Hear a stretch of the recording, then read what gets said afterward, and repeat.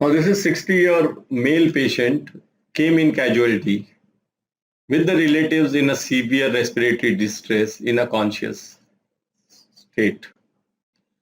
Sudden breathlessness since 9 p.m., abdominal distension, profuse perspiration, not able to talk.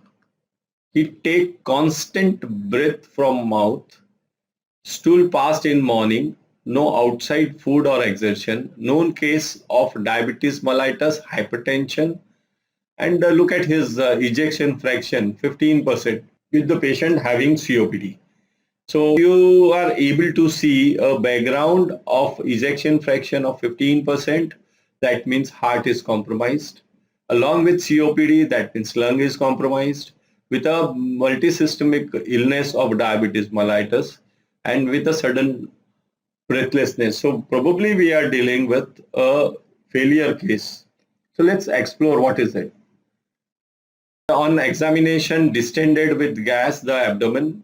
There are psoriatic patches on the body, the constant movement of abdomen, he is breathing from mouth, CVS S1 S2 is normal, there is a bilateral pedal edema, the blood sugar is 271, ECG shows tachycardia, urine sugar and urine ketone bodies is negative. Are you able to see the right side of the chest?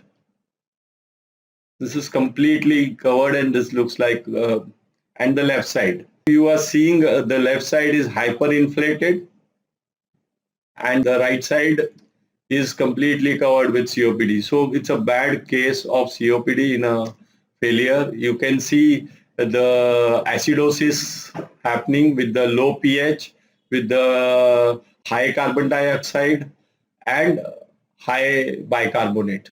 So this is respiratory acidosis. What we are seeing is an acute exacerbation of COPD with all investigations and the chief complaint. Patient is in a very terminal stage. The condition was explained to relative. High risk consent was taken. Patient may need urgent intubation if we are not able to settle him now. And we will need to put him on ventilator if he gets into further respiratory exhaustion.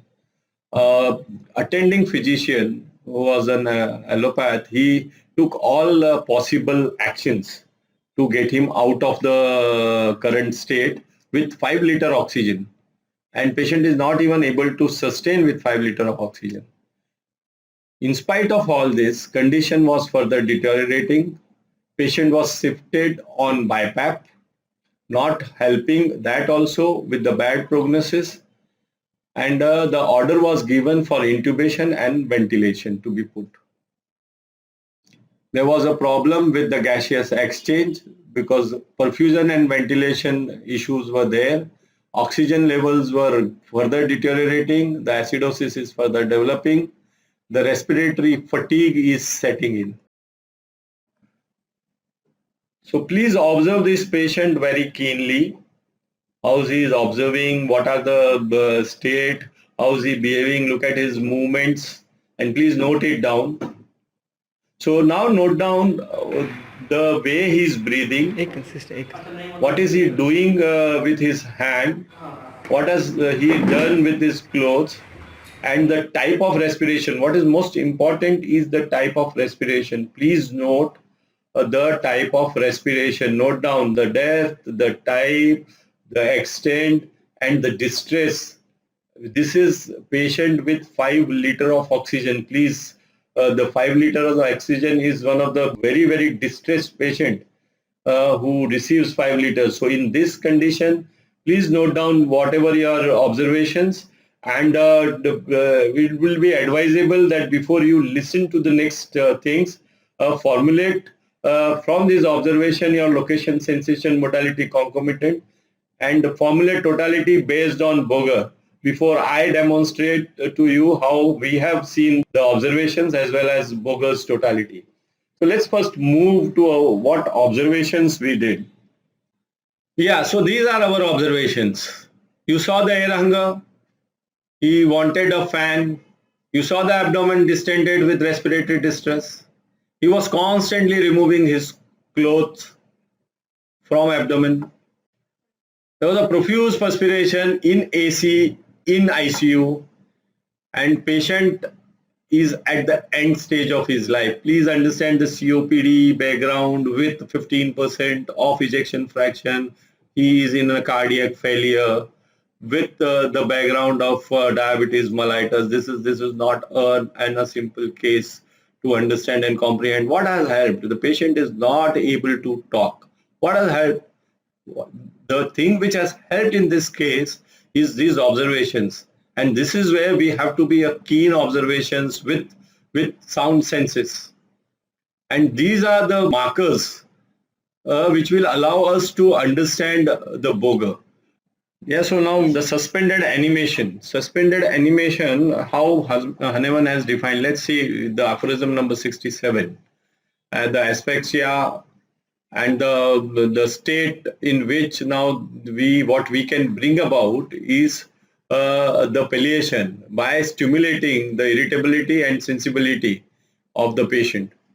So now what remedies comes up, and the remedies will come up accordingly what you think is a problem this patient is. And when we think about the problem, it's the lungs, the heart, which are at the primary basic locations. And what does a patient do to relieve this stage? So we can build up totality. So all of you can make a totality looking at these observations, and we can come to a remedy, provided we are able to proceed from what we have discussed about Boger. It's very easy for many to get to the remedies by observations, but it does not help just directly jumping to remedies, because it may help in this case, but it may not help in other cases. So to have a structured, evidence-based and philosophical approach to these cases, you need the proper delineation of symptoms, as well as noting down them in a proper philosophical perspective. So let's see how we can philosophically put the whole experience into it. It was a sudden onset with the progress. The respiratory muscles and diaphragm, the gaseous exchange at alveoli and abdomen. You can add heart to it. The spasm, the breathlessness, the respiratory muscle fatigue, and the obstruction of the respiratory things. What were the physical general along with that? That was a profuse perspiration.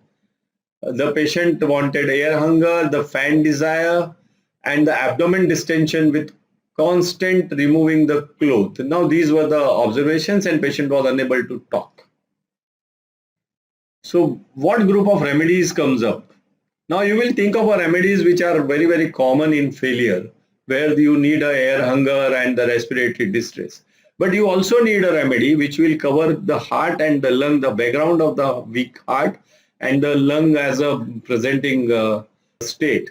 So you may have a hydrocyanic acid which has got more of a respiratory failure, but it does not have the profuse perspiration as a concomitant. Or you don't have the air hunger and the faint desire with abdominal distension. You may have a remedy like China, which may have gases but does not cover this stage, and there is no background of a loss in that sense, the vital fluids, and the causation by itself is different there.